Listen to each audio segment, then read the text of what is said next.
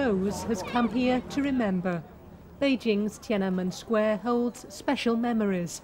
She was one of the students who transfixed the world when they gathered here 10 years ago, demanding political reform. Now this whole area is being renovated. As the emotive anniversary approaches, the square is conveniently closed to the masses. In 1989, Rose was just 20. She witnessed the students pouring into the square, pressing China's leadership for change. But what began with youthful exuberance ended in bloodshed. The early hours of June the 4th became a defining moment in Chinese history.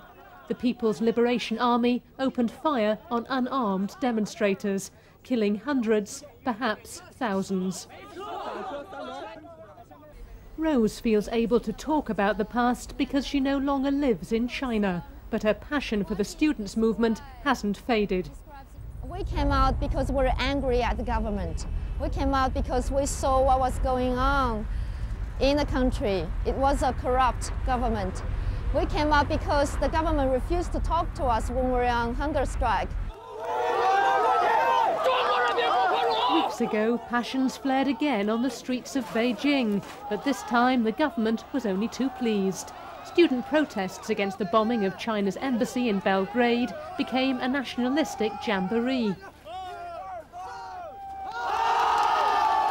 Unlike 1989, students and officials were safely on the same side. 90s youth in China may surf the internet and drink cappuccino, but when it comes to politics, they stick to the script.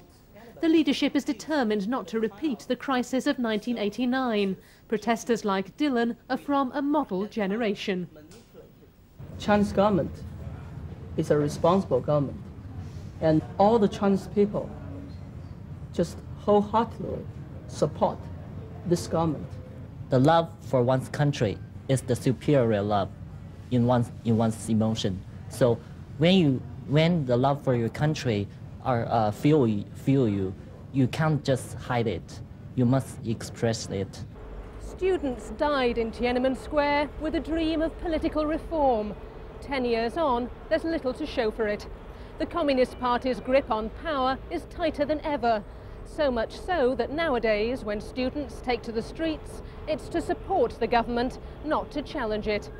Jill McGivering, BBC News, Beijing.